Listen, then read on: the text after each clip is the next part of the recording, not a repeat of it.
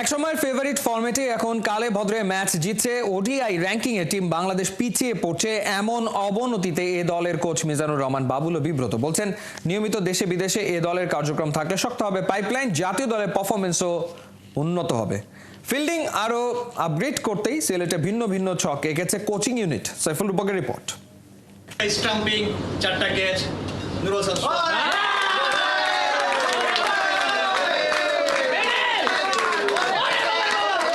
সোহানের মতো ঠিক একইভাবে উৎসবে মাততে পোজ দিতে দেখা গেছে কোহলি, জাদেজা, সুরিয়া, আইয়ারদের।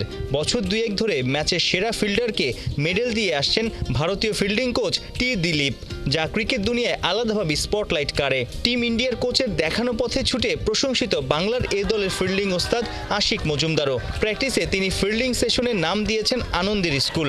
আশিকের কার্যকলাপে হেড কোচও মুগ্ধ। এই কালচারটা কিভাবে হলো বা কার ব্রেন চাইল্ড এবং কতটুকু উপকৃত হবে টিমের কালচার, টিমের প্লেয়াররা? তার এরকম ইনোভেটিভ অনেক রকম চিন্তাভাবনা সে নিজের থেকে আসে। এগুলো এতদিন সে বিভিন্নভাবে ইন্সপায়ার করতো, চকলেট দিয়ে, বিস্কিট দিয়ে, টাকা দিয়ে, এরকম যে বেস্ট ফিল্ডার বা বেস্ট তার ফিল্ডিং সেশনও এরকম অনেক সুন্দর সুন্দর জিনিস থাকে যেটা ছেলেদের মোটিভেটেড করা যায়, ছেলেরা এনজয় করে। এইখানে আসার আগে দেখলাম যে সে একটা মেডেল, নিজের পয়সা দিয়ে মেডেল তৈরি করেছে। সো এইটা একটা সুন্দর উদ্যোগ। এই পুরস্কারটা নেওয়ার জন্য সবাই উদ্গ্রীব হয়ে থাকে। সো এটা টিমের মধ্যে খুব ভালো একটা পজিটিভ দিক। এইটা হলো নিজেদের মধ্যে একটা কম্পিটিশন তৈরি করা, ছেলেদেরকে আরও মোটিভেটেড করা, উদ্বুদ্ধ করা যে আমরা ভালো ফিল্ডিং করার চেষ্টা করি। শুধু সোহান নয়, নিউজিল্যান্ড এ দলের বিপক্ষে প্রথম ম্যাচে ফিল্ডিংয়ে প্রো অ্যাক্টিভ ছিল গোটা দল। এক ম্যাচ হাতে রেখেই সিরিজ জয়ের মিশন। ঠিক এই সময়ে আইসিসি ওডিআই র্যাঙ্কিংয়ে বড় এক ধাক্কা খেল বাংলাদেশ। ফেভারিট ফরম্যাটে এখন 10 নম্বরে অবস্থান। ওডিআইতে কেন পিছিয়ে পড়া, উত্তরণের উপায় কি জানা আছে বিসিবির? হয়তো অনেক উন্নতির কথা বলি, কিন্তু মাঠে যদি আমরা সেই খেলাটা খেলতে না পারি, র্যাঙ্কিংয়ে যদি উঠতে না পারি, তো অবশ্যই খারাপ লাগে। তো পাশাপাশি যেটা কিছুক্ষণ আগে বললাম যে সবারই দায়িত্ব, আমাদের যেমন দায়িত্ব আছে, প্লেয়ারদেরও দায়িত্ব যে ভালো ক্রিকেট খেলা। 8-10 বছর যাবত বলে আসছি যে ন্যাশনাল টিমের যতগুলো খেলা হয় ঠিক ততটুকুই বা এর চেয়ে বেশি এ টিমে খেলা প্রয়োজন।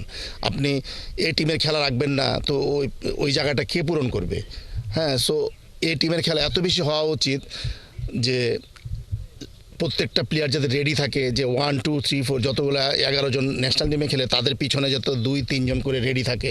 যে এটাতে দুই রকম উপকার, যে ওই ব্যাটসম্যানরা, ন্যাশনাল টিমের ব্যাটসম্যানরাদের তাগিদ থাকে যে আমি যদি না পারফর্ম করি তো আমার পিছনে ওই ব্যাটসম্যানগুলো আছে। আবার এদেরও সুবিধা যে আমি আমার পারফর্ম করতে থাকি, একটু সুযোগ এলে আমার টিমের জায়গা হবে। সিরিজ জয়ের ভাবনা তো আছেই। এই দলকে বলা হচ্ছে জাতীয় দলের পাইপলাইন। তাই ঘুরে ফিরে স্কোয়াডের সবাইকে বাজিয়ে দেখার লক্ষ্য টিম ম্যানেজমেন্টের, যাতে করে সবাই নিজের সামর্থ্য দেখানোর সুযোগ পায়। সেক্ষেত্রে বুধবারের ম্যাচে বাংলার এ দলের বেস্ট 11-এ আসতে পারে এক বা একাধিক পরিবর্তন।